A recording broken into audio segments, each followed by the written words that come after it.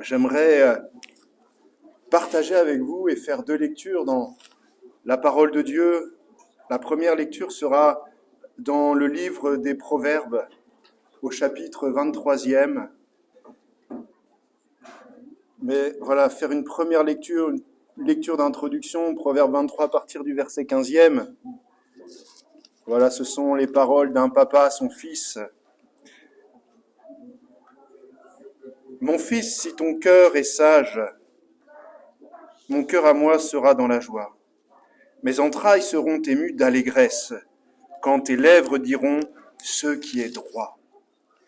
Que ton cœur n'envie point les pécheurs, mais qu'il ait toujours la crainte de l'Éternel, car il est un avenir, et ton espérance ne sera pas anéantie.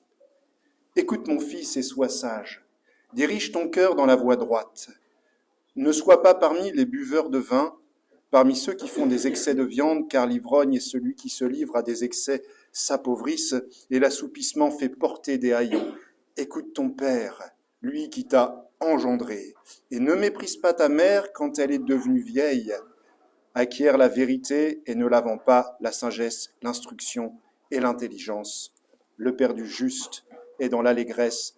Celui qui donne naissance à un sage aura de la joie. Que ton père et ta mère se réjouissent. Amen.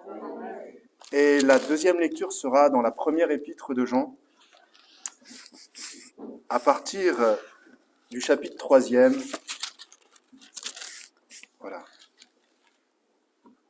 Verset 1er. Voyez quel amour le Père nous a témoigné pour que nous soyons appelés enfants de Dieu. Et nous le sommes. Si le monde ne nous connaît pas, c'est qu'il ne l'a pas connu. Bien-aimés, nous sommes maintenant enfants de Dieu, et ce que nous serons n'a pas encore été manifesté. Mais nous savons que lorsqu'il paraîtra, nous serons semblables à lui, parce que nous le verrons tel qu'il est. Alléluia. Quiconque a cette espérance en lui se purifie comme lui-même est pur. Amen. Dans notre première lecture, et si sur la fin, évidemment, il est aussi question de la maman, parce que c'est quand même elle qui met au monde l'enfant, et qui rappelle aussi la parole à l'enfant de provoquer la joie de cette maman, la Bible nous rappelle l'importance du Père. Et les paroles si importantes d'un papa à ses enfants, « Écoute mon fils, sois sage ». En fait, nous vivons dans un monde qui rejette de plus en plus ces vérités bibliques. Et la relation père-fils, enfant-papa, c'est ce qui fait le ciment d'une famille. Que ce soit pour la fête des mamans, que ce soit pour la fête des papas, ou en fait, dans notre société actuelle, tout tend totalement à disparaître. Et beaucoup de fondations qui, en fait, étaient inspirées par la parole de Dieu, inspirées des enseignements bibliques, s'effondrent. L'instruction, l'éducation sont en train de s'effondrer, et puis les systèmes régaliens même du pays. Mais la parole de Dieu, elle nous révèle comment, et nous rappelle combien, l'amour d'un père et d'une mère, c'est fondamental. L'obligation des parents envers les enfants, et on a ce verset de Paul qui parle aux chrétiens d'Éphèse. Vous, pères, n'irritez pas vos enfants, mais élevez-les en les corrigeant et les instruisant selon le Seigneur. Obligation des enfants envers les parents. Toujours Paul aux Colossiens. Écoute mon fils, l'instruction de ton père, et ne rejette pas l'enseignement de ta mère, car c'est une couronne de grâce pour ta tête et une parure pour ton cou. Et aujourd'hui, c'est la fête des papas. Et ça, c'est une grâce, c'est une bénédiction que d'avoir toujours, vous savez, son papa biologique à ses côtés en vie. Et de pouvoir fêter avec lui, de pouvoir se réjouir avec lui. On peut avoir eu des relations conflictuelles avec son papa. On peut avoir perdu son papa. Mais le Seigneur Jésus va révéler quelque chose de merveilleux. la relation avec son Père. Et je me souviens, lors d'une réunion d'évangélisation, il y a un témoignage qui m'avait marqué. Le frère s'approche et parle de sa rencontre avec le Seigneur. Il n'avait manqué de rien dans son enfance puisque son père travaillait dans le corps diplomatique. Donc il n'était pas malheureux, on va dire matériellement. Mais il ne le voyait jamais, son père. Jamais. Le père était tout le temps dans une ambassade, dans un pays. Et c'était très conflictuel, la relation avec son papa.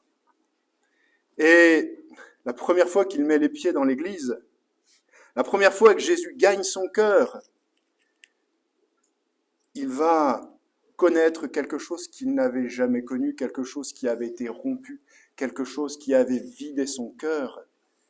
Il va connaître l'amour d'un père. La relation avec un père qui avait été rompue. Et le Seigneur lui a fait grâce et a permis une réconciliation avec son père. Et il est maintenant serviteur de Dieu, il est président de plusieurs églises en France et il prêche l'évangile.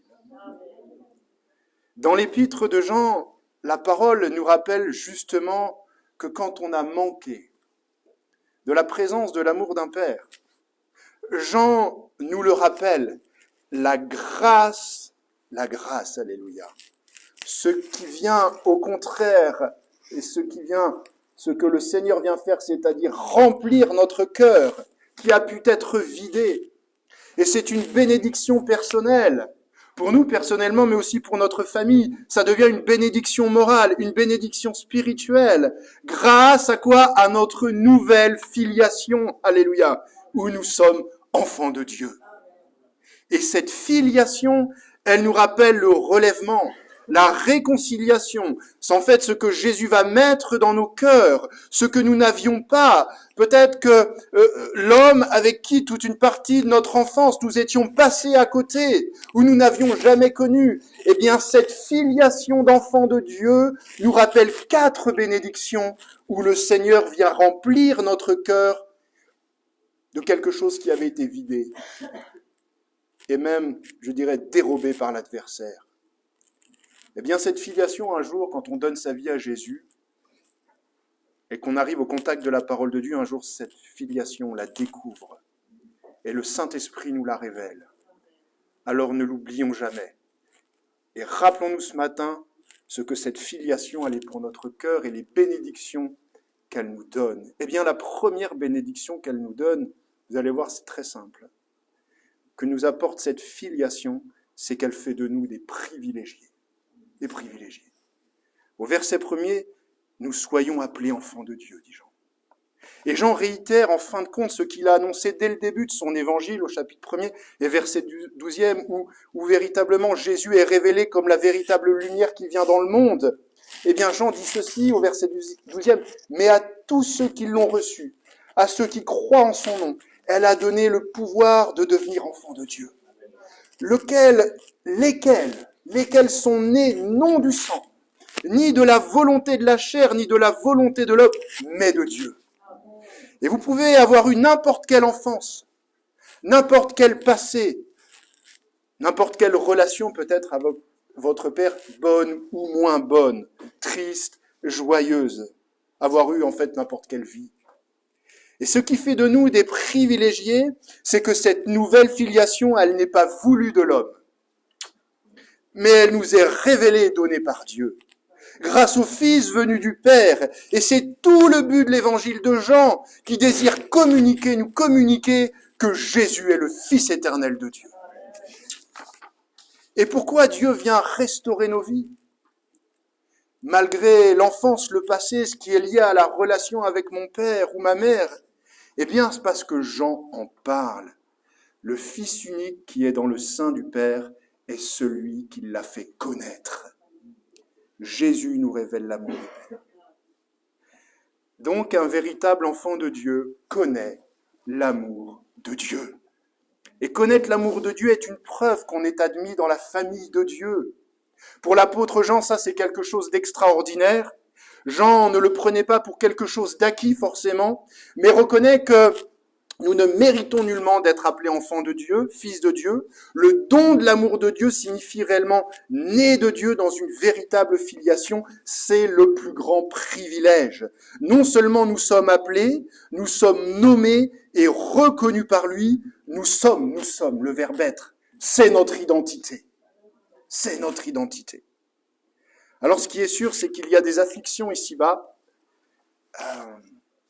comme parfois la non-reconnaissance, le rejet, la moquerie, la raillerie, puisque les enfants de Dieu ne peuvent espérer que le monde, ceux qui sont animés de la pensée du monde, nous reconnaissent comme tels. Pourquoi ? Mais parce que le monde n'a pas reconnu Jésus comme étant le Fils de Dieu. Et l'amour du Père, mais vous le savez, ce n'est pas un petit sentiment. Ce n'est pas un petit sentiment. Ce n'est pas la petite définition du mot amour que nous avons dans notre si belle langue française, mais qui pour ce mot-là est pauvre en fait. Où ce sentiment peut parfois, dans notre esprit, nous décevoir. Parce que quand on parle de l'amour en français, on peut être déçu par l'amour. Mais là, ici, c'est le grec de Jean. C'est le mot agape. C'est une dimension que donne la langue grecque qui dépasse l'entendement, notre compréhension dans la définition du mot amour. Et c'est cet amour qui vient à notre secours encore ce matin. C'est cet amour qui vous relève. C'est cet amour qui nous restaure. C'est cet amour qui nous rassure, nous guérit, nous délivre de tout ce quoi peut-être nous étions passés à côté dans notre enfance. Quel privilège! Bien souvent aussi, un privilège nous amène à avoir des responsabilités et à pratiquer des devoirs. Et les privilèges que Dieu nous donne nous révèlent aussi des missions que nous avons à accomplir ici-bas pour lui. On n'est pas des enfants de Dieu qui restons dans le canapé. C'est pas possible. Et ce privilège d'enfant de Dieu doit nous amener à pratiquer quelque chose autour de nous, la justice, à cause de notre origine divine. La justice. Dieu est juste. Et ceux qui pratiquent la justice sont identifiés et confirmés comme étant ses enfants, alléluia. Et au verset 29, un peu plus loin, nous dit ceci: si vous savez qu'il est juste, reconnaissez que quiconque pratique la justice est né de lui. La justice caractérise ceux qui sont nés de Dieu. Et être né de Dieu signifie que la vie spirituelle vient de lui. Et la justice que nous pratiquons devient alors la confirmation, la preuve de cette naissance. Cette parole ne veut pas dire qu'on peut devenir chrétien en cherchant à faire le bien, mais il signifie que l'on est à même de faire le bien à cause de cette naissance d'en haut. La justice d'un homme charnel, par exemple, d'une femme ayant la pensée du monde, d'un homme ayant la pensée du monde, ne peut jamais satisfaire aux exigences de Dieu. L'homme, la femme qui vit sans Jésus dans son cœur peut essayer peut-être d'imiter la justice divine, mais ça va rester une pâle copie. La vie en Christ est caractérisée par la justice, mais la vie en dehors de Jésus est malheureusement caractérisée par le péché, qui est, plus loin, on ne l'a pas lu, dans le verset 4, et là Jean va amener la comparaison entre l'enfant de Dieu et celui qui n'est pas enfant de Dieu. Et au verset 4, quiconque commet le péché transgresse la loi, dit-il. Commettre non pas une fois, et commet le péché. C'est-à-dire que là, c'est le verbe présent, c'est comme un temps de présent continu, c'est-à-dire une pratique habituelle du péché. Et la racine du mot péché veut dire ne pas atteindre le but, manquer un but. Donc il y a dans ce monde des hommes et des femmes qui manquent le but. Et Jean le définit véritablement comme une rébellion contre Dieu. L'homme manque le but en se rebellant contre la volonté de Dieu. Mais celui qui est né de Dieu centre sa vie sur la volonté et le plan de Dieu, qu'on ne comprend pas toujours. Mais ça, c'est la foi qui habite ses enfants, et on va en parler, qui nous fait accepter ce plan et nous permet de continuer et de persévérer. Parce qu'en fait, il y a quelque chose qui nous concerne, les enfants de Dieu. Il y a une marche que pratiquent les enfants de Dieu, que ne pratique pas le monde. C'est une discipline qui est très dure. C'est beaucoup plus dur que le trail, c'est beaucoup plus dur que le triathlon, c'est beaucoup plus dur que le marathon. Ça s'appelle la marche par la foi. Ça, c'est dur. Et en fait, Dieu nous apprend comment. Je dirais même, Dieu nous l'impose parfois. Dieu nous l'impose. Ah, quand les papas imposent des règles à la maison à leurs enfants, c'est déjà pas facile. C'est une discipline. Mais quand Dieu nous pose et nous apprend à marcher par la foi dans des situations, et ce n'est que lorsque l'homme possède les ressources spirituelles, divines, qu'il vit une vie pour Dieu et non pour lui-même, alors l'enfant de Dieu accepte. L'entraînement de cette marche, c'est la plus dure moralement. C'est la plus dure spirituellement. Mais en fait, c'est elle qui nous donne les plus grandes victoires. C'est elle qui nous donne les plus grandes victoires. Parce que c'est elle qui affermit et qui crédibilise notre témoignage. Ah, on est fier de dire quand c'est passé ce que l'on a traversé aux autres. La victoire obtenue. Mais quand vous vivez une perte, un travail, un proche, vous traversez une maladie, il y a un enfant qui tarde à venir, un problème d'argent, donc des choses dures, des choses dures. Humainement, tout est ouvert pour vous dire tu ne vas pas t'en sortir. Et Dieu nous fait passer par cette marche. Parce qu'en général, cette marche, c'est elle qui décrit le mieux notre souffrance morale du moment, physique, l'épuisement. Et ça, c'est quelque chose qui est dur. C'est la résilience que Dieu nous amène à acquérir et à finir par faire un abandon total, une confiance totale en Dieu. Et la finalité de cette marche nous permet de vivre, alléluia, le miracle et ensuite de témoigner du miracle de Dieu. Et là, le monde autour de nous s'interroge et c'est pas possible. Et un jour, Dieu fait grâce et le miracle s'accomplit. Et on l'avait même presque oublié, ce miracle.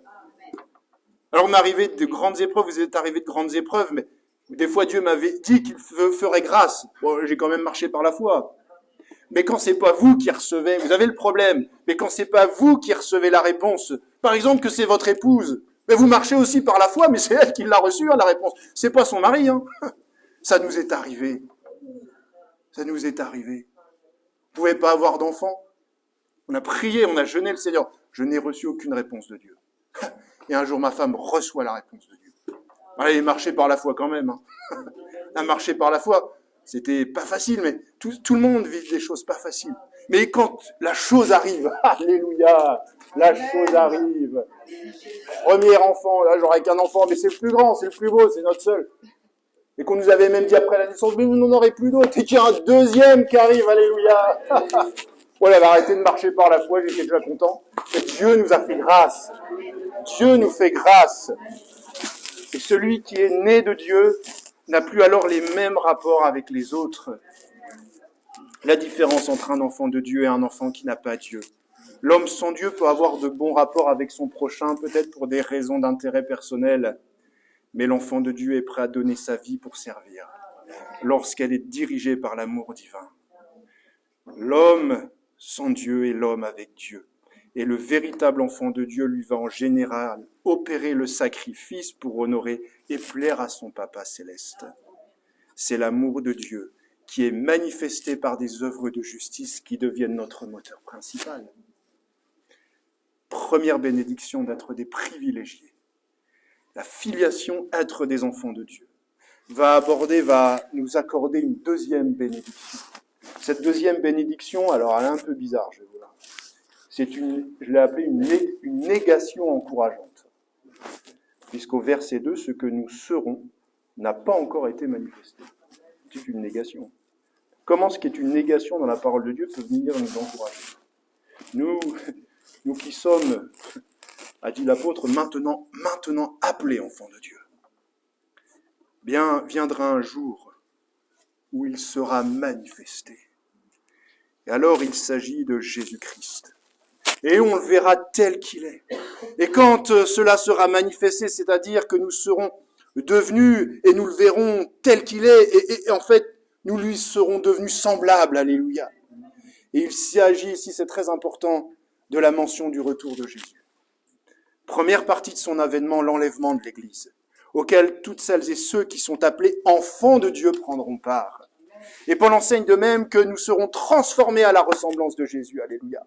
Ça sera la gloire et la promesse réalisée pour les enfants de Dieu, de le voir tel qu'il est, face à face, dans la plus intime et parfaite communion, celui pour lequel, pour l'instant, nous ne voyons, je dirais ici-bas, que par les yeux de la foi, en fait. Et la glorieuse nature du changement ne se manifestera qu'au retour de Jésus. Alors Jean et les disciples ne comprenaient pas vraiment la nature du corps ressuscité de Jésus. Mais ils avaient reçu la promesse que dans la résurrection, la transformation, il deviendrait semblable à lui.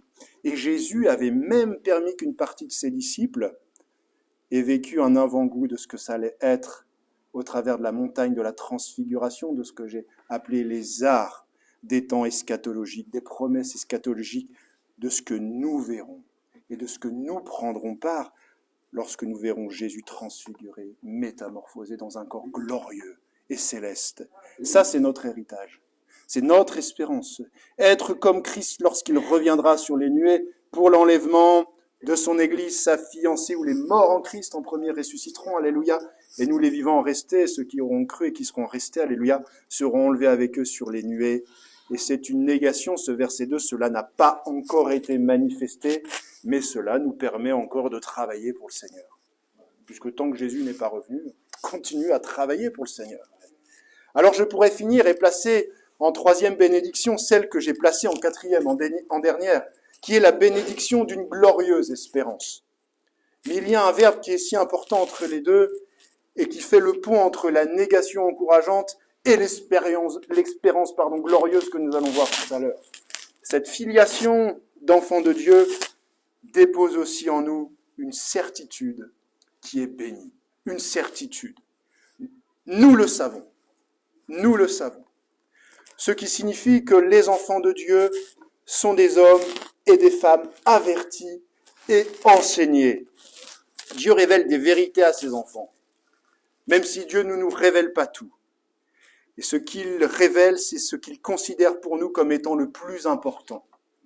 D'ailleurs, un des versets, moi, qui m'a frappé au début de ma conversion, alors ça, et c'est d'ailleurs Jean, c'est le dernier verset de l'évangile de Jean. C'est ce verset. C'est incroyable quand on lit ça. Jésus a fait encore beaucoup d'autres choses, et si on les écrivait en détail, je ne pense pas que le monde même pût contenir les livres qu'on écrirait. Personnellement, ça me dépasse, parce qu'on sait ce que c'est qu'un livre. Mais tous les livres qu'on écrirait, ça ne suffit pas. Pourtant, la parole de Dieu nous a révélé les choses de Jésus. Ce qui était le plus important pour nous, en fait. Il y a des choses qui ne sont pas révélées, ce qui n'a pas été révélé, même la totalité des livres de la terre ne pourrait pas le contenir. Vous imaginez un peu le truc. On a parlé du retour de Jésus. Et le Seigneur ne nous laisse pas dans l'ignorance de ce retour, ce que j'ai appelé des temps eschatologiques. Comme nous le savons, vous le savez, et celles et ceux qui sont remplis de l'Esprit de Dieu le savent. Et un peu plus loin, au verset 27, c'est très important. Jean dit 1 Jean 2, 27, c'est un peu plus loin de la lecture. C'est avant notre lecture, c'est juste avant ce que l'on a lu dans le chapitre 3e. Pour vous, l'onction que vous avez reçue de lui demeure en vous, et vous n'avez pas besoin qu'on vous enseigne, mais comme son onction vous enseigne toutes choses, et qu'elle est véritable, et qu'elle n'est point un mensonge, demeurez en lui selon les enseignements qu'elle vous a donnés. Donc nous le savons. La connaissance de Dieu, c'est aussi un héritage des enfants de Dieu que nous devons transmettre à nos enfants, que les papas doivent transmettre à leurs enfants.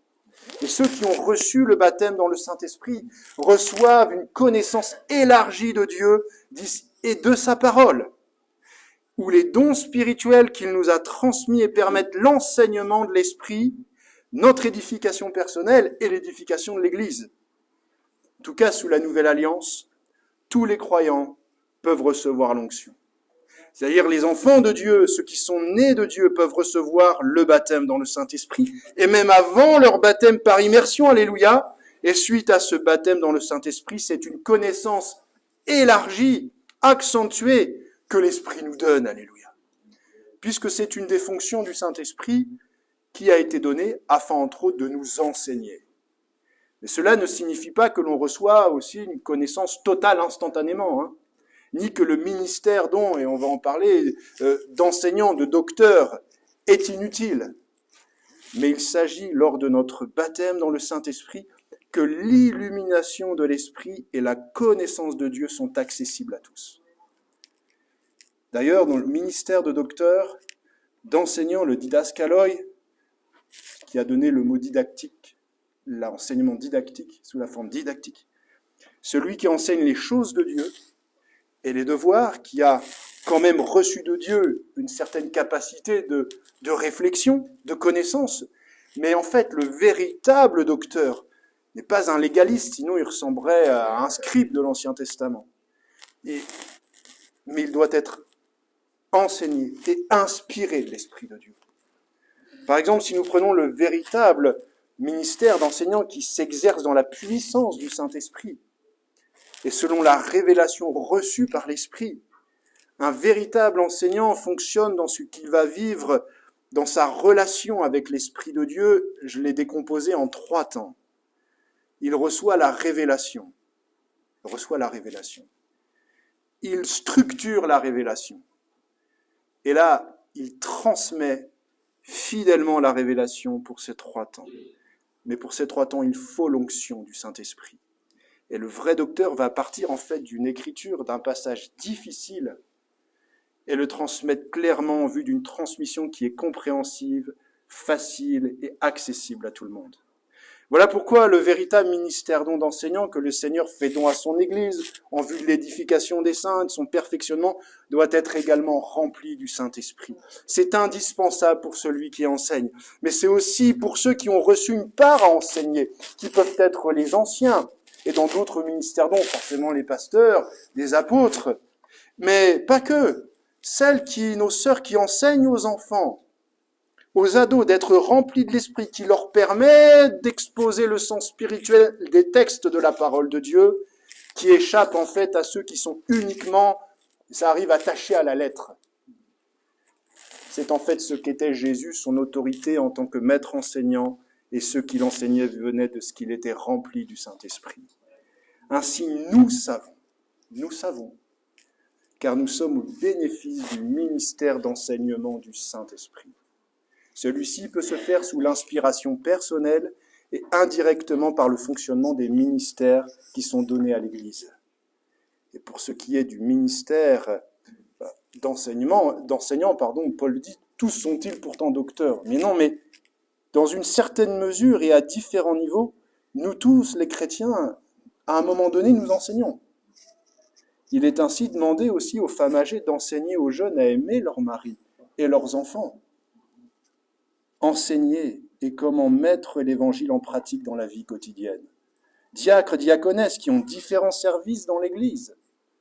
Jeunes enfants ados, réunion des sœurs comportent une mesure d'enseignement et dont parfois les responsables sont ni des pasteurs ni des docteurs, mais ils doivent être remplis du Saint-Esprit. Et cette 3e phase de l'enseignement, ce qui est la plus importante pour des papas qu'ils feront dans leur famille, c'est la transmission. La transmission, elle est indispensable quand on est un papa pour nos enfants. Que désirons-nous maintenant leur transmettre dans ce monde qui court à sa perte ? Et c'est donc notre devoir que celui de transmettre à nos enfants, celui de les reprendre conformément à la parole de Dieu. Proverbe 23, 15, premier, « Mon fils, si ton cœur est sage, mon cœur à moi sera dans la joie, mes entrailles seront émues d'allégresse, quand tes lèvres diront ce qui est droit. » Voilà ce qu'était la 3e bénédiction, qui fait le pont entre la négation encourageante et ce qui est maintenant la 4e bénédiction, une glorieuse espérance. Alléluia. C'est-à-dire la contemplation immédiate que Dieu nous rendra semblable à lui. La filiation dépose en nous une glorieuse espérance. Nous le verrons enfin tel qu'il est. Nous le verrons tel qu'il est. Et notre filiation dépose en nous la glorieuse espérance fondée sur la promesse de la venue du retour en gloire de Jésus. Le Christ est pur, il est dans son corps glorieux, et cette espérance d'être semblable à lui nous conduit à vivre dès maintenant dans la pureté, ici-bas je dirais, et même dans les moments difficiles, animés de l'espérance encore, animés en fait qu'en tant qu'enfant de Dieu, avec ces 3 choses révélées, que l'on doit vivre. D'ailleurs, ce que l'on retrouve pour un enfant de Dieu, qu'il soit homme, femme, et que Paul enseigne, vous savez, dans cette épître aux Corinthiens, merveilleux chapitre 13e, verset 13e, la foi, l'espérance et l'amour. Bah oui, la marche par la foi, alléluia, vous faites travailler la foi. L'espérance, parce qu'on espère au retour de Jésus. et l'amour de Dieu qui nous est révélé par le Père, et l'amour que nous devons avoir les uns pour les autres. Alléluia. Et dans le livre des psaumes, j'ai lu un psaume cette semaine, David. Il a écrit le 17e, et ce 17e psaume qu'il écrit, c'est une prière, vous savez, une prière d'appel au secours, parce qu'à ce moment de sa vie, il va faire malheureusement avoir une persécution de plusieurs ennemis qui l'entourent, mais ce psaume qu'il écrit, c'est une confiance en Dieu dans les combats qu'il va devoir faire et qui fait face à ce moment si particulier. Et dans le dernier verset de ce psaume, au verset 15, il dit et annonce prophétiquement: pour moi, dans mon ignorance, je verrai ta face. Dès le réveil, je me rassasierai à la vue de ton image. Et la présence des méchants, c'est une réalité pour David. La présence de nos ennemis, c'est une réalité pour nous. Mais ils sont tous influencés par les anges déchus, par la pensée diabolique. Nous n'avons pas lutté contre la chair et le sang, mais il y a des hommes et des femmes qui nous voient comme leurs ennemis alors qu'on leur a rien fait. Mais souvent, celles et ceux qui persécutent et sont manipulés par l'adversaire, leur part, elle est terrestre. Ce qu'ils espèrent, c'est terrestre. Elle est riche pour eux. Ils espèrent bien souvent une richesse matérielle. Ils la reçoivent. Déjà, ils la reçoivent. Des fois, ça nous rend fous. On ne comprend pas. Mais David, il se souvient que sa richesse, alors qu'il est lui-même aussi sur terre à ce moment-là, c'est de voir la face de Dieu. C'est de voir la face de Dieu. C'est d'abord son réveil chaque matin dans la présence de Dieu. Mais aussi, on peut parler que cette forme de réveil, elle arrive bien souvent après un combat qui peut avoir été difficile, douloureux. Ce qu'on a parlé tout à l'heure comme ce qui peut arriver, la perte, les maux que ça engendre, les maux physiques, les maux du cœur. Mais bien Dieu nous fait accéder à un temps de paix et on se réveille vraiment. Et là, c'est Dieu qui bénit. Et nous souffrons ici-bas, même si les enfants de Dieu, c'est aussi une grâce de ce que Dieu ne nous permettrait pas de nous éprouver au-dessus de nos forces, il le réserve qu'à ses enfants. Mais quand nous sommes autour de nous, on constate qu'il y a des frères, des sœurs qui vivent des choses, on se dit, mais mon Dieu, comment je le vivrais, moi? Et elle arrive même au pasteur de faire face à des situations où vous n'avez rien à dire. Et ça nous travaille. Mais on doit penser au réveil. On doit penser au réveil qui sera un jour l'entrée dans la présence même de Dieu dans le ciel de gloire. Et l'Éternel nous ressuscitera. David, sans doute, quand il écrit ce dernier verset, même tout ce psaume, dans un premier temps, il prie et il pense que Dieu va le préserver de la mort, c'est-à-dire il va y avoir les ennemis, les Philistins, toutes ces choses. Mais quand on lit la prédication de Pierre dans la Pentecôte, Acte 2, chapitre 2, 30, verset 31, que dit Pierre? Il nous confirme que le Saint-Esprit entraînait David beaucoup plus loin dans la révélation. Il avait l'assurance de la résurrection. Comme il était prophète, et qu'il savait que Dieu lui avait promis, dit Pierre avec serment, de faire asseoir un de ses descendants sur le trône, c'est la résurrection du Christ qu'il a prévu annoncer, en disant qu'il ne serait pas abandonné dans le séjour des morts, et que sa chair ne verrait pas la corruption. Et c'est donc d'abord au Fils promis à David, à sa descendance, le Seigneur Jésus, que la résurrection est annoncée. Et la filiation, la généalogie de Jésus, vous la connaissez, il y a David dans l'évangile de Matthieu, son premier chapitre. Eh bien, à nous, juste titre, qui sont appelés ses enfants, nous reprenons cette expression à notre compte et avons foi en notre résurrection.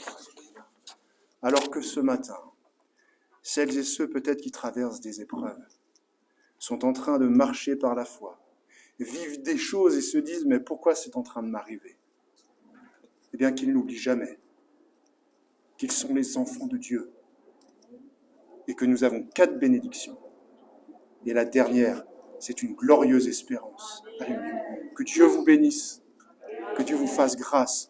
On va prier ensemble le Seigneur et les enfants vont nous rejoindre. Et ceux qui ont besoin de la grâce de Dieu peuvent se lever, ceux qui ne comprennent pas tout. Dieu va faire grâce. Nous avons vécu un temps de jeûne et prière et Dieu a fait grâce. Alors on va prier le Seigneur ensemble parce que notre Père, nous voulons te remercier pour ta parole. Les temps ne sont pas tous les jours faciles. Tu sais ce que les enfants de Dieu peuvent traverser comme situation. Mais tu nous rappelles ce que nous sommes. Ce jour de fête des Pères, Seigneur, tu nous rappelles une filiation divine. Celle-là, elle est indéboulonnable quand elle est rentrée, elle a pénétré dans notre cœur. Elle nous rappelle les bénédictions qu'elle nous accorde pour nos vies, parce qu'elle nous a révélé ton amour. Je veux te prier pour un cœur, des cœurs en particulier qui peut-être traversent des situations qui les dépassent, qui les font souffrir. Et Seigneur, tu connais toutes choses, tu es au contrôle de toutes choses.